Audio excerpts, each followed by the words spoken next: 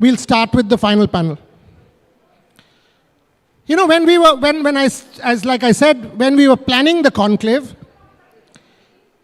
we said, who is a real trailblazer who will forever be remembered in the annals of Indian sport for having done something that perhaps nobody will be able to emulate. So we were thinking about that.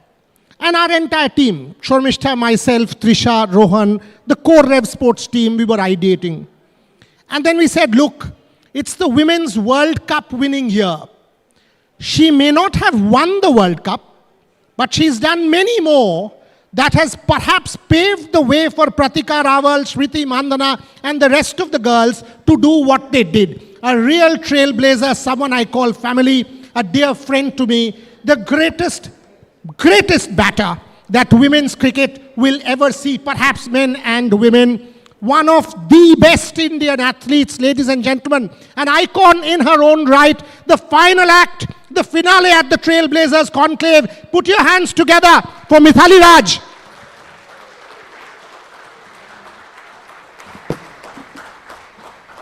And again, when you think of a session like this, you say, who will moderate? Because you want to get the best answers. We are in the news business. We want headlines. That's our job. That's our profession. This one I didn't think. She heads our women's cricket. We've created a paradigm shift with our coverage of women's cricket. While Snehashish has played a significant role in doing that, but I've got to say, this session, blindly, I said, if there's one person who has to moderate the final act, it has to be my colleague, Trisha Ghoshal. Trisha, over to you.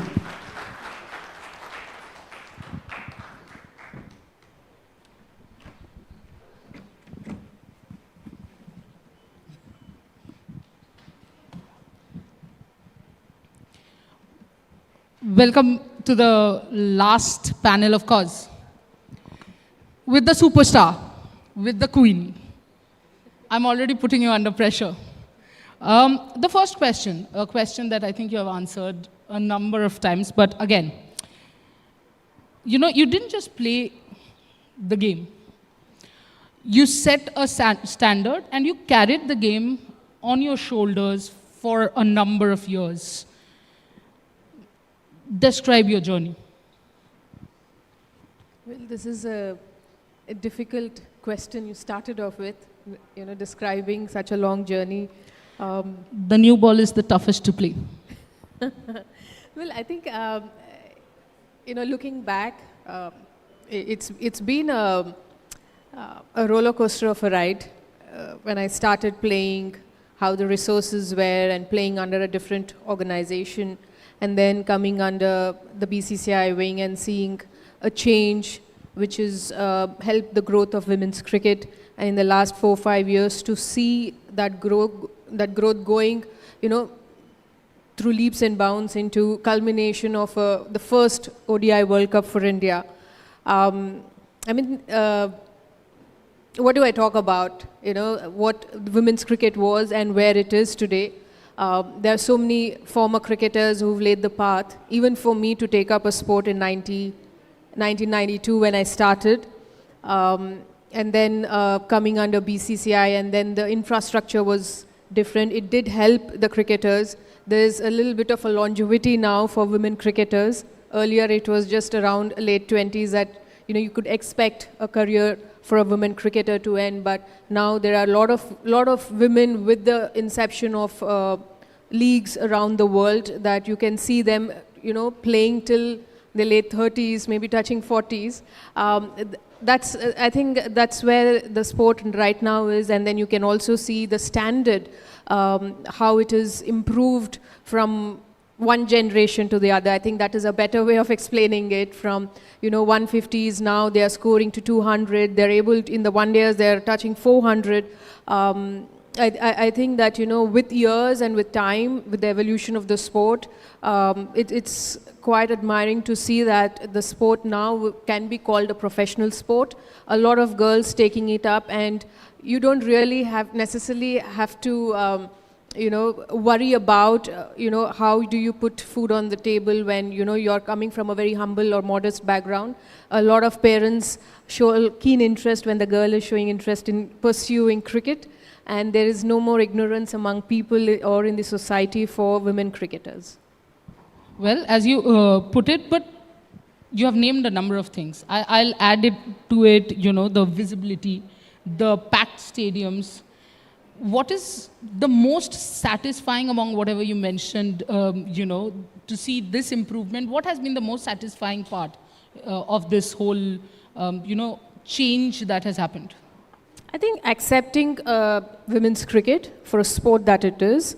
Yes, we did had to fight a lot despite coming under BCCI, and games slowly started to televise. So obviously the visibility started to grow as well. But to actually get people to the stadium, get women to follow cricket in our country, and I think a huge credit to BCCI and the former Secretary Jai Shah for actually launching Women's Premier League. Perhaps that was the impetus required for women's cricket to push to another level, and then within 3 years we were able to see the first silverware, where we have our India on it, and I'm sure we'll get more of it.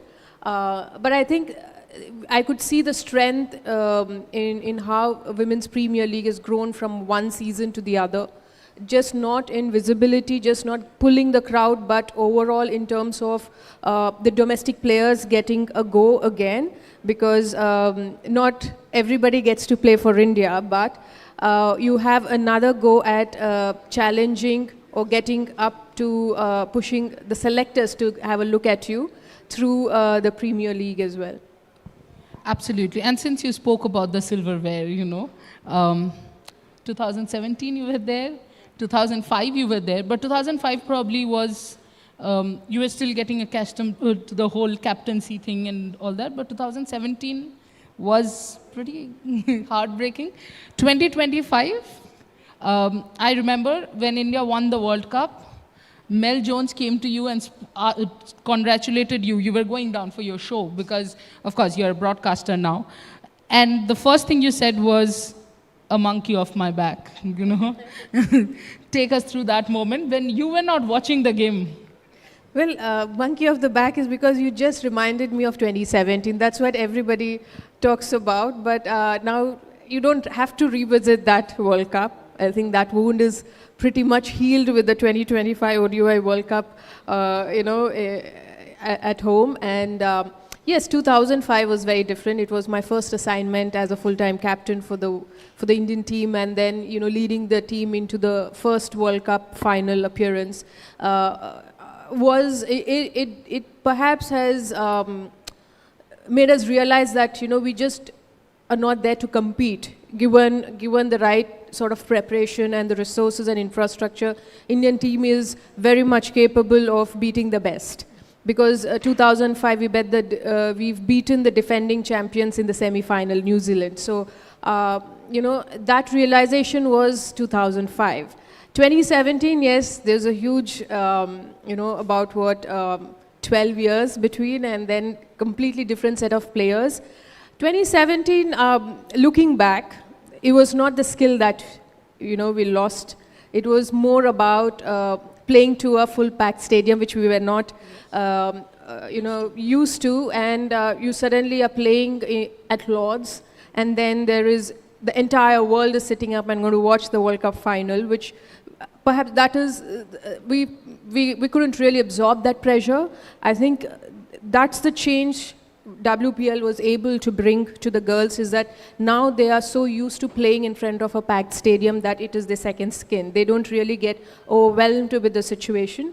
Coming to the 2025 World Cup, there was so much of buzz about eventually we would win, because it was our cup to win when we've beaten Australia in the semi-final.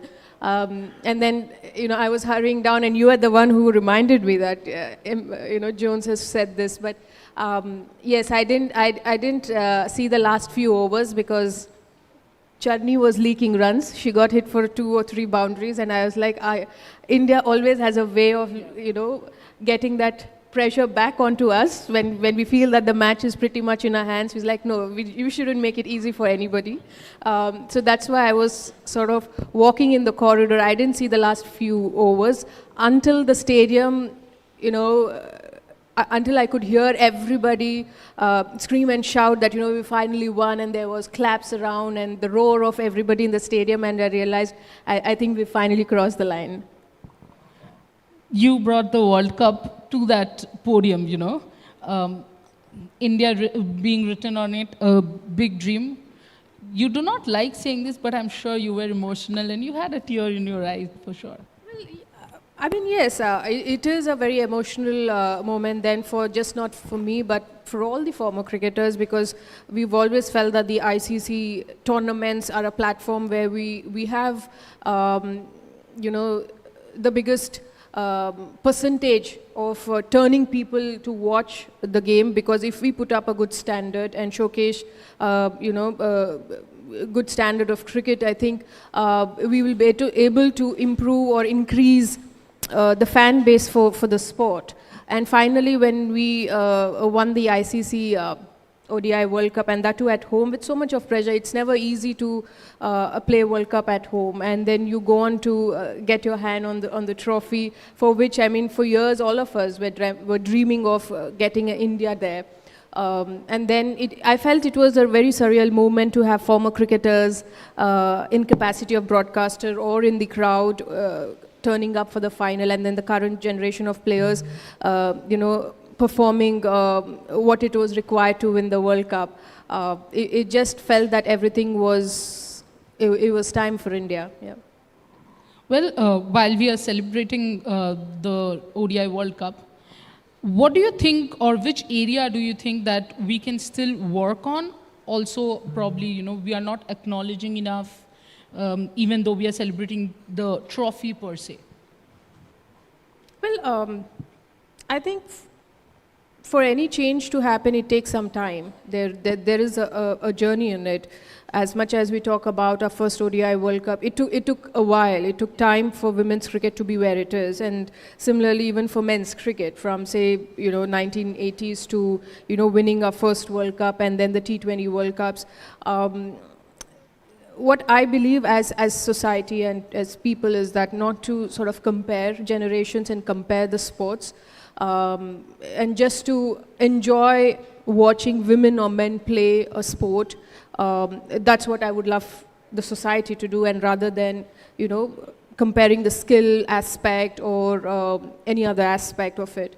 When we talk about the sport in general, what do you think that we need to improve on? I think India in the last 3-4 years have been really good in terms of the one-day format. We are getting closer to the T20 World Cup. As World Cup champions, what I would love to see India is to dominate world cricket. And for that, I think we need to be a little more consistent in winning even the bilateral series, because that's how you sort of stamp your authority and your dominance globally, which Australia did for the longest time. And I would definitely want India to do, and also expand the bench strength. Yes, we do have few players now. We can say that, we have about 20-25 girls, but I would like to see a lot more girls competing for for the senior team. And then you do have the under-19s, the T20 under-19s who play the World Cup once in 2 years. I would like to see a more structure where they are able to progress and just not get left behind once they represent India in the World Cup, because I've seen few girls from the first edition not really picking it up, where you see that like the likes of Mohammad Kaif and Yuvraj Singh coming through the ranks from the under-19, and I would love to see more of that in the women's game. Since you spoke about the T20 World Cup, India in T20s recently has defeated England in England. And 2-1, we won that series. And again, 2-1, we won in Australia, the T20I series. So how confident are you for the T20I World Cup? Well, I think the Indian team is doing really well in terms of picking themselves up when they lose a game. I think that's really good because that is something, that area for the longest time, I think we were not able to make a comeback after a loss, but now I see that they are far more stronger mentally or in their preparation. But again, T20 is a format where even a low-ranked team can actually beat you on a given day. One day is a little longer, so you know you still have a second go at if you happen to lose the momentum during the game. So I'm sure that the Indian team is preparing well for it. They've recently got a new SNC coach I've seen few clips of it where he's making them run. That's a good thing. You would want the girls to be in a very good fitness condition to take on the best teams in the T20 format. But if you ask me the chances, we do still have good chance, as you mentioned, that we were able to beat England and Australia in England and in Australia as well. Well, you already spoke about probably which is one area that in a tournament like a World Cup is something that you have to get right as a team. Because in the ODI World Cup, we did take a little time to get things, working. But as you just said, T20 is a game which is very fast. You might not get a lot of chances. Plus, India is in tough group. You have South Africa there, you have Australia there, both competitive teams, other than qualifiers, of course. But so what do you think that one thing that India should get right from the word go in the World Cup? Well, I think the composition of the team, because one day World Cup, we've all spoke a lot about the sixth bowler, and then finally into the knockouts, India got their composition right. They're playing 11 right. That is something I would say that, you get your playing 11 right.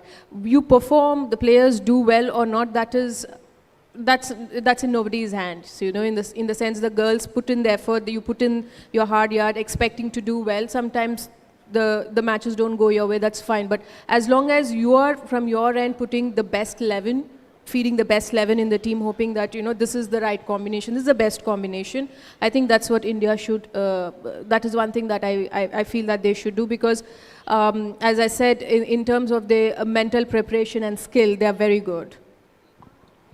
Do you see shades of leadership in this group that reminds you of your era, or is this a very different group?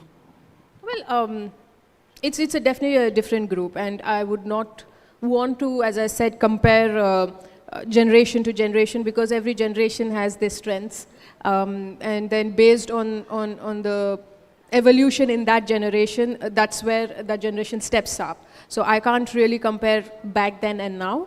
And leadership itself has evolved over the years.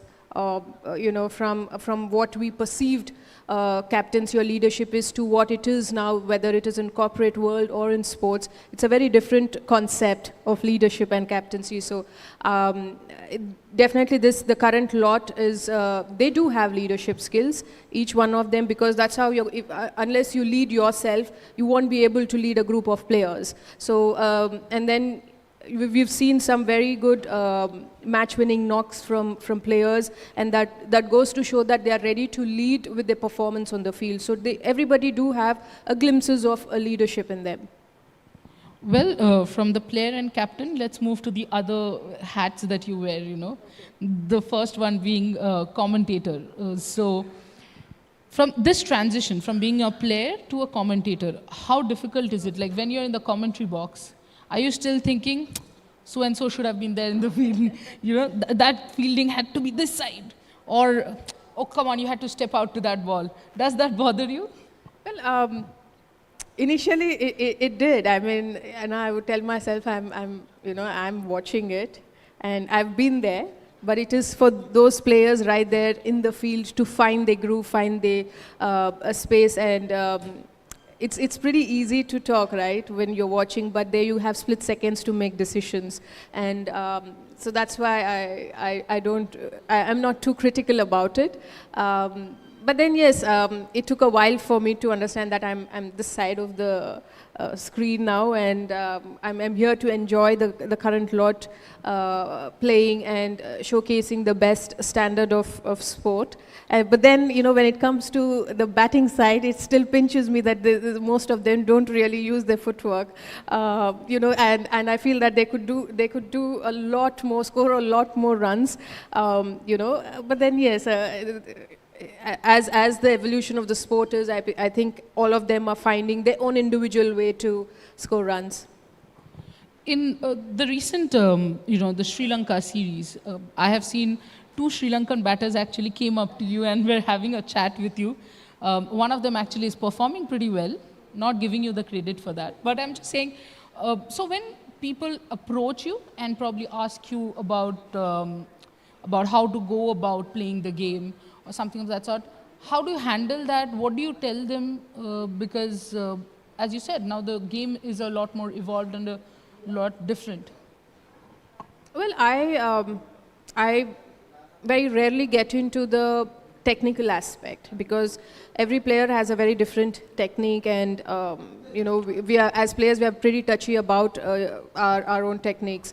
I focus more on how do you prepare your innings, and in the mental aspect of the sport, not too much into because as you said, the Sri Lankan players with very less exposure, how do you give them inputs? If someone who's played like 100 games, obviously they have the experience of the 100 games, and you're able to give them very simple techniques or simple pointers, and they're able to absorb it. But someone who's played this 30 games, the experience and exposure is very less. So what sort of pointers are you going to give them? You try to keep it very, very minimal and simple for them to understand. And if it is during the tournament that you want certain things to change, then you don't feed them too much of information. Keep it very minimal and see if they're able to do that. And if it works for them, I think it is great, because you feel nice when players perform, when they're trying to get off the slow phases. If you're able to help them, I think in that sense, my experience comes to the foray. Yeah. Again, now I'll get back to commentary. So generally people think that commentary is all about just talking on the game. But what does the prep look like, say for example, a pitch report prep in Hindi? Well, I'm sure a lot of people have, enjoy me talking in Hindi and giving a pitch report in Hindi. And most of them said that, I've really improved since the first time that they heard me speak in Hindi. When I moved from a player to a commentator, like everybody else, I thought it is a pretty easy job. You just have to commentate on the sport that you've played for so many years. But then, doing it live, and then in few seconds to express your thoughts over the action, it is challenging for any cricketer to, sit on that chair and talk. It took me a while to grasp things, how to be done, and looking at the seniors also in the commentary box who've done it before, giving me certain advices, and I was speaking a little bit along with them. So, but then for women's cricket, I think it does help when you know the players and you've been following them, you've played with them, so you know a lot more than the cricket that they're playing. So you can add that a little bit and make it more entertaining for the viewers. What about the names? Remembering so many names, is it a trouble? Well, it is, because I'll tell you honestly, when you lead for 17 years, and that happens to be about 3-4 generations, and you can understand how many players I've come across in the domestic and international level. So it's human tendency that you don't remember many of the names. But yes, I'm working on it, and I'm sure that I'll improve even there. But when you talk about social media, of course, has a lot to talk about your game still. Say, for example, the strike rate factor. And also when you commentate then, they have a lot to talk about and a lot of feedback to give. Do you go on Twitter to check those comments? What are your reactions to that? Well, now that I have time, I do go on social media. Not every day, because I don't want to get addicted to it. But then it's always good to read what people say about what you're doing, your profession, because some do give very important feedback, and some it is just for the sake of criticizing they do. So I'm able to filter that. But at times, yes, when you're trying very hard, you're doing your homework, and there are days when it is pretty tough in the office. And when you come across a feedback that, things were not really good, it does sort of, it makes me feel sad. But again, you tend to take that in your stride to better yourself. But then, yes, I feel that from the first time that I was behind the commentary mic to today, if you ask me, I've grown a lot in confidence. The first year I thought I'm not made for commentary. I literally wanted to tell them that don't come back to me. I don't want to do commentary. I would rather get into some other field. But I gave myself a few more months, in fact, to put in the hard work that I did as an athlete, behind every innings or a tournament, the way I prepare. I thought I should put the same discipline into this as well and see if it really works. And it did, so I'm building on that. Fantastic. But now I'll go to the third role, which is administrator. You are, of course, with the Andhra Cricket Association, and Andhra has performed well across all the tournaments. But before that, I would say that when you took up the administration role, is it a way of giving back to the game? I think so, yes, in a way, because over the years, when you ask me about my journey, I've seen so many administrations, people, they were very genuine people who wanted to, see a structure built for women's cricket. And we didn't have earlier in the 90s, there was absolutely no pathway how to go about if someone is interested or want to play higher level. But if you have a proper, meaningful pathway, I think it makes sense for young girls also to know how do they climb the ranks to wear an India jersey or get into a WPL team, even for the coaches or for the parents as well. So when I got this opportunity to get into administration through Andhra Cricket Association, I thought it is also that I'm able to get my experience to the table and see how I could get more girls into the foray, and so far Andhra Cricket Association has been doing well in the domestic season. When we were there in Vizag for the World Cup games, Snehashish and I were talking to some of the net bowlers who were your under-19 girls. There were a few of them. And I asked them, did Mithali Raj come and speak to you, And she said something nice. One of the girls said that, the first meeting that we had with ma'am came and told us, whatever you girls need, we are here for you. So as an administrator, what kind of environment do you want to create that, you feel probably you did not get back when you were a cricketer? I think as an administrator, the players need to feel that, they can approach us, which I felt was missing way back, not now, but perhaps early in my journey. Like it was very difficult to reach out to an administrator if there was any issues that the players felt, or as a team we required more resources or more camps. We didn't know how to go about it, and I was coming from there that as players, if they really need something which can elevate their skill level, which can give them more confidence in their preparation, they should be able to confidently reach out. And being a former player myself, I want to be more approachable to them.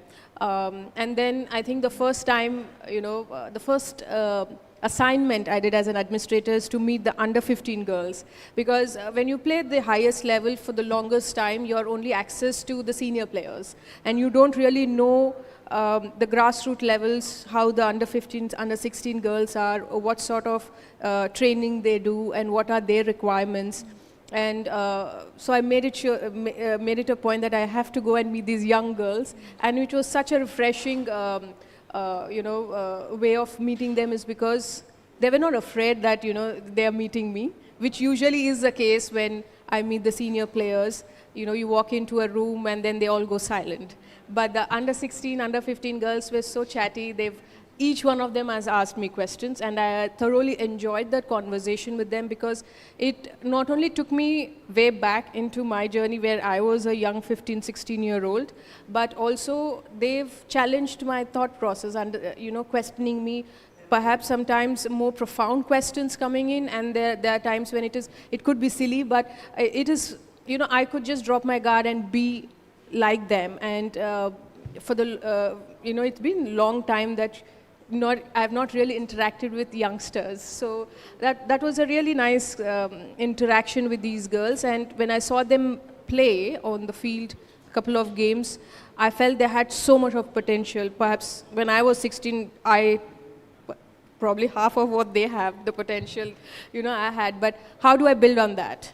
What sort of training, what sort of diet should, as an administrator, that I should be able to cater to them, that they have that growth from 16 to 19, 19 to 23, just like how the boys have, how it is in men's cricket. I would like to have similar structure for the girls, and I would like to start from ACA. Yeah.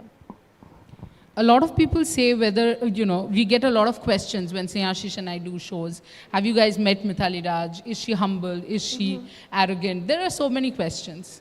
She just said, I was not as talented, when I was 16. 16 years, 205 days, she had an international century on debut. And of course, she was not talented enough.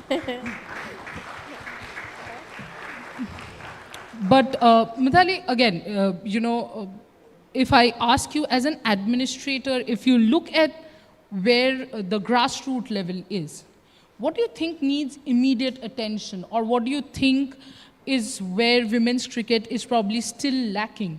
And I'm sure there are a number of steps. But if there is something immediate that we need to look into, if you have made a pointer, reveal it. Well,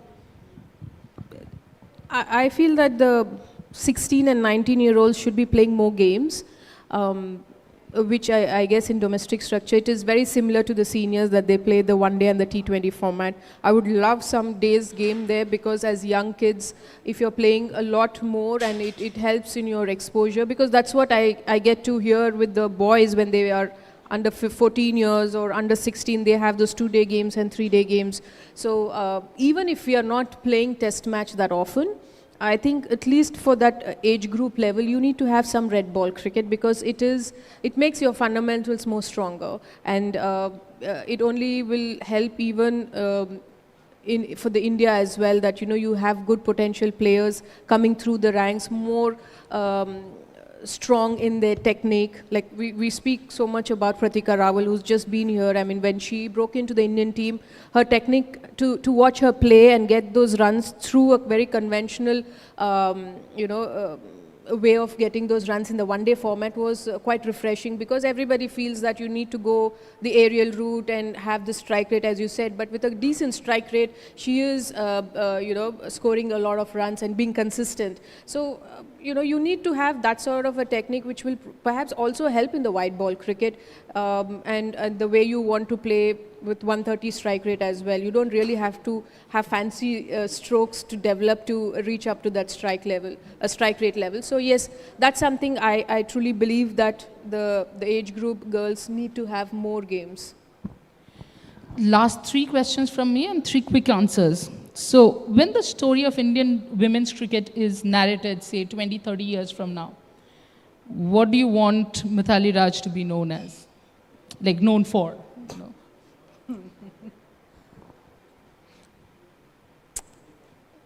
If I honestly say, I have no answer to this. Perhaps maybe a resilient player. As a kid growing up, I was a pace bowler, and my dream was always to get her wicket. That silence, that no answer is my little bit of joy, But one more thing. Okay, so a captain's armband, the commentator's mic, the administrator's desk, or a floppy hat and a bat. Which one is most like home? I think a floppy hat and a bat. Absolutely. But the last one, in commentary a number of times, you've gotten your stats wrong. And this is a question that We have got n number of times in Twitter, in our lives. Are you that bad with your stats or are you just pretending? I was bad in math. I hated numbers. I somehow got through my 10th, and I told my father never put me into those subjects which had numbers. Eventually, I got into a sport which is full of numbers, and that is why I find it difficult to remember my stats. When you have people like Trisha, you just have to ping her and ask her what is my stats, how many runs have I scored, and people like you are there, no, to remind us about the numbers. Absolutely. Somebody had asked her, I think Deep Das Gupta had asked her how many runs she had scored. She nonchalantly said, I've scored, I think, 7,000 runs. It is 7,805, Mithali. That too only in ODIs. I said 7,000, some plus. So you 7,000 plus can be anything. But that's it. That's Mithali Raj for you. I would call Boria Majumdar on stage. A round of applause for Mithali Raj. Thank you. Stay on, stay on. Final 10 minutes, 15 minutes. We've worked 7 hours, 7 months, so final 15 minutes. And I would say one thing, ladies and gentlemen. Can you check the timing on your watches? It's 17:58. Kindly check the schedule and tell me the time that we had to close. Sport is all about timing, 6 p.m.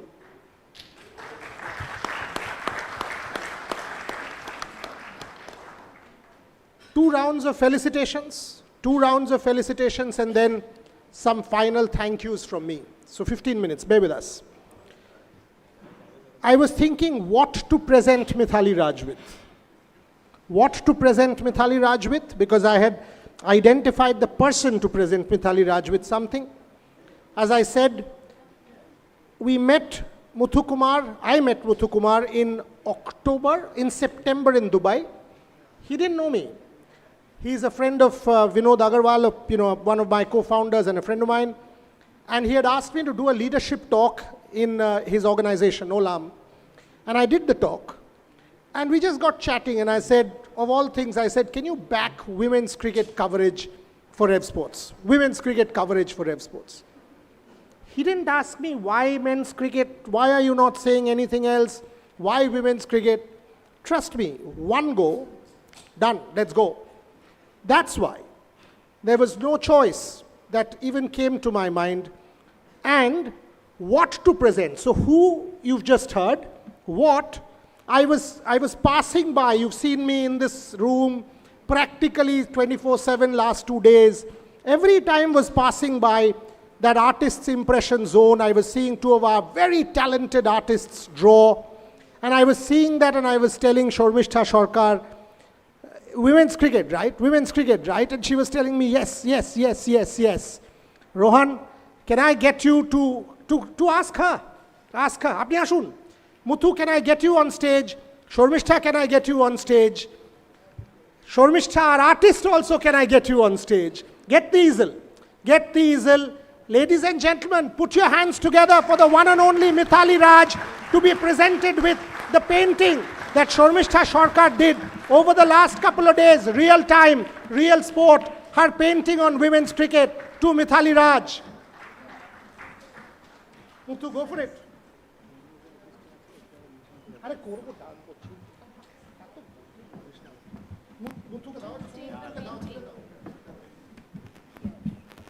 Yeah, come in front.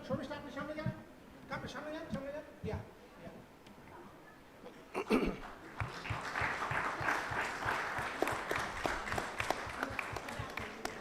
No, do it.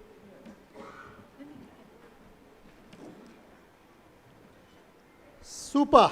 That's presentation number 1. I hope you like that. Mithali, Trisha, you should have been in front. Stand in front. Come on. No. Stand there. No, absolutely not. Arekta chobi tulte hobe. Trisha, you have to be there. Yeah. That's presentation number 1. Shormishtha, thank you. Thank you very much. Muthu, thank you very much. Thank you very much. Let the easel be there.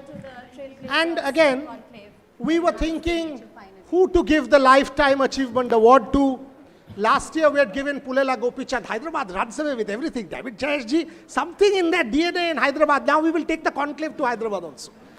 So we were thinking who to give the Lifetime Achievement Award to, and we spend a lot of energy in creating these watches, because as I said, I love my watches. So we got this dial engraved, and the dial has a cricket wicket there and a bat there as the inside the thing, with Mithali Raj's name engraved on the dial. Upal, come up on stage to present the Lifetime Achievement Award to Mithali Raj.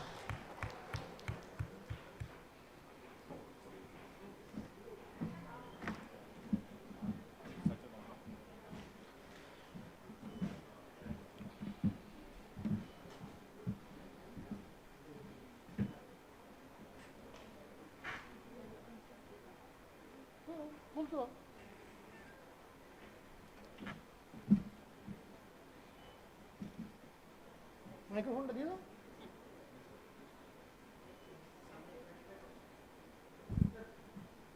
সরে এসো, তুমি আমার কাছে চলে এসো।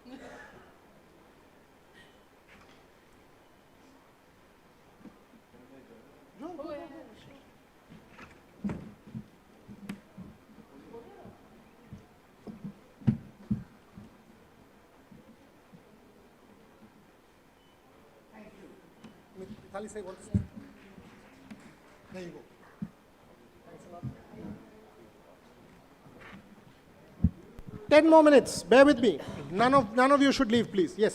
Yeah, I just wanted to thank Rev Sports. Boria has been a very dear friend, and so has Trisha.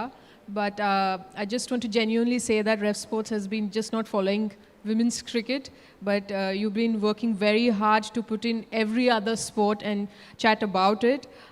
Not every website or any channel does that genuinely and authentically. So, and I really wish and hope that you build on it and your success upward and onwards. Thank you very much for having me. Thank you very, very much. And finally, Shudeep, can I get you on stage? Shudeep, with the easel, please. With the easel, please. Who's there from Tata Steel? I see Mukul there. I see Gargi there. Where's Onam? Is Onam there or has she left? She's left or she's there? Okay. To our visionary title partner, Tata Steel. Shudeep, get it on stage, and I will request Mithali to do the honors. Mukul, come on stage. For all the support that I get from Tata Steel, we get from Tata Steel. Again, real time, done by Shudeep, over the Shudeep Dotto, over the last couple of days. We will get Mithali Raj to present this canvas to our visionary title partners, Tata Steel. Mukul Chaudhary, on behalf of TV Narendran and DB Sundarramam, to receive this easel from Mithali Raj.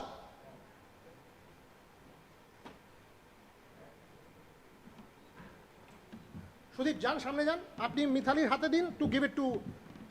Yeah. Mukul, samne. Come in front. Shudeep, give it to Mithali to present it to Mukul. Ladies and gentlemen, for all the support from Tata Steel.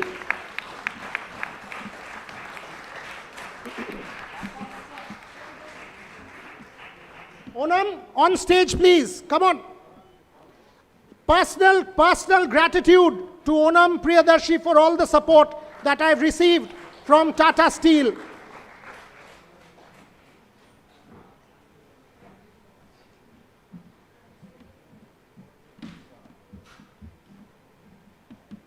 That will remind them of the Trailblazers, and by the way, I've already been assured. Gargi, opore chole asun na.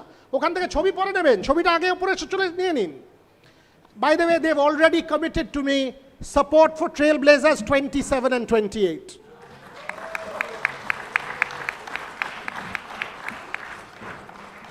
Come on, the Tata Steel team for a photograph with Mithali, and then I'll close out with 10 minutes.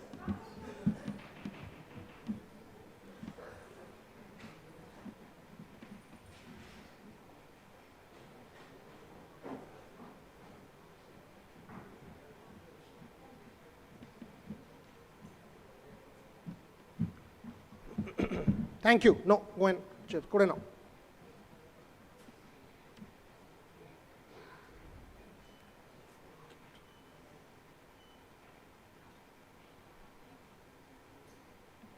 Thank you. Thank you very much. Now to my final spiel. Mithali, if you could join us there for 10 minutes, please. I have to first say there are some people in this audience who I have personal gratitude to. Jayesh Ranjan, one. I met Jayesh ji in December, in Hyderabad. I didn't know Jayesh ji. I knew Jayesh ji as one of the most able bureaucrats in the country. First in his IAS exam in 1992, Harvard Business School, MBA from IIM Institute of Management, that kind of profile, World Bank, etc., etc. I didn't know Jayesh ji was a sports fanatic and a mad person like me. We kept talking sport, and I said, Jayesh ji, support. He said, what support? I said, Trailblazers conclave, done. That kind of support. Jayesh ji, thank you very, very much. Thank you very much. To the Tata Steel team, I've already said my deepest gratitude. I've already acknowledged Muthu and the support of Ola Magri. I have to acknowledge the support of my friends at AGS Federal Life Insurance. The first call ever in Rev Sports history was to AGS Federal for support, and they backed me from that particular day. And that support continues for my show Backstage with Boria. So deepest gratitude. Thumbs Up and Coca-Cola. I have grown up drinking Thumbs Up, my only addiction. They have been supporters of Rev Sports from day one. So deepest gratitude to them. A homegrown brand, Lal Baba Rice. We've presented some of our speakers. Partho Nondi not here, but my deepest gratitude to them. Bharat Serum and Vaccines. You saw Bhavna Singh and Shivani Deka. Again, serious supporters of ours. Wow Momo, Sagar Daryani, Murli Krishnan, deepest gratitude. HSBC, Shapurji Palonji, SSEN, Tata Motors for this particular year, and all our brands. I can't read all because it will take more time, but I have to express my deepest gratitude to our sponsors. To our speakers, each one of them, 65 of them, and the hospitality of ITC Shonar, and our audience, a dear, sincere thank you. As far as the team is concerned, and this is very, very important, because I do not want to miss a single person of my team. Last year I could name them, 25, 26 of them. This year it's 52, so I'm not going to try. So all I will say is 2-3 names. You don't see them on stage. You see a Boria, you see a Shormishtha, you saw a Trisha, you see a Gargi, you see a Rohan. You see them on stage. The 2-3 people that you will never see on stage. This auditorium and the expo that you saw that side, this is world class, and each one of you have come and told me that. The man behind this and his team, ladies and gentlemen, put your hands together for Raja Chaudhary. Rajada?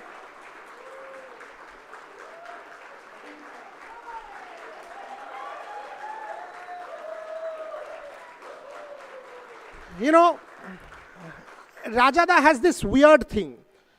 Rajada, this sponsor is not happy with this thing at 2:30 a.m. in the morning I've called, and I'm crazy. Rajada will be like, Rajada, what time do you need it? 8 o'clock in the morning. Hoi jabe. I said, 2:30 in the morning, how will you get it done? No, I'll get it done. Hoi jabe. Ladies and gentlemen, Raja Chaudhary. Athletes and flights are the most difficult thing in the world, but even tougher than relationships. Every athlete, not Mithali. Mithali has not changed her flight. I have to put that caveat. They will change twice, thrice, 4 times, 5 times. To coordinate 65 speakers of this profile and make sure things go hitch-free, the travel desk had to work 24/7. Ladies and gentlemen, put your hands together for someone who has seen me grow up, Umakanto Roy.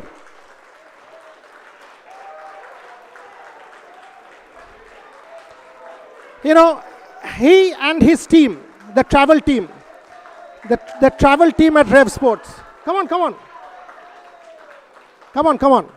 The travel team at Rev Sports, they work tirelessly. These fellows you don't see here. Athletes see, some of you all see downstairs checking in, etc. They are real stars, boss. They're real stars. There's no conclave with these people, without these people. Someone who is mighty important. The hotel has to be paid. Somebody else has to be paid. Vendors have to be paid. The costs have to be paid. Our head of finance, someone without who I don't know what I would do. Mayurji, I've got to sort this. Put your hands together for Mayur Banka.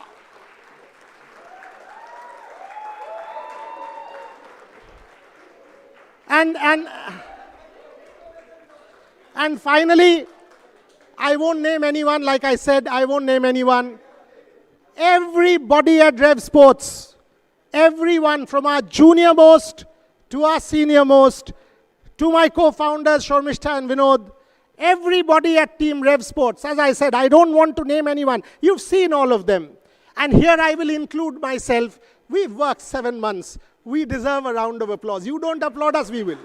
Ladies and gentlemen, to all our investors, and a lot of them here, to all our investors who've flown in from Dubai, despite the war, who've flown in from Doha, who've flown in from different parts of the world. Without your support, there's no Rev Sports.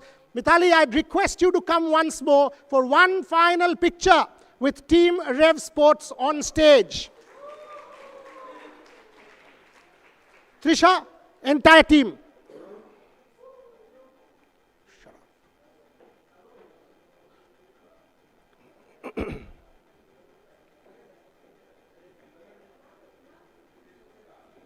Sumu, come. আপনারা একটু এখানটা স্টেজটা দাঁড়াবেন। And as I close this conclave has been the most outstanding event, and all of you will agree, this conclave is going to be difficult to match. But the one thing, I'm dead tired. I have not slept for days. I'm dead tired, honestly I am. One thing I will do before I leave this hotel, and I acknowledge the support of Obhijit from ITC. Obhijit has been a rock star for us. The one thing that I will do before I leave is I will book the hotel for next year for the conclave. And trust you me, this year is a magnificent sports year. Asian Games, Para-Asian Games, Women's World Cup, Men's World Cup next year, Olympic cycle will start. I promise you this, we will better this conclave next year. Thank you very much, and it's been an absolutely magical time. Thank you very much to everyone.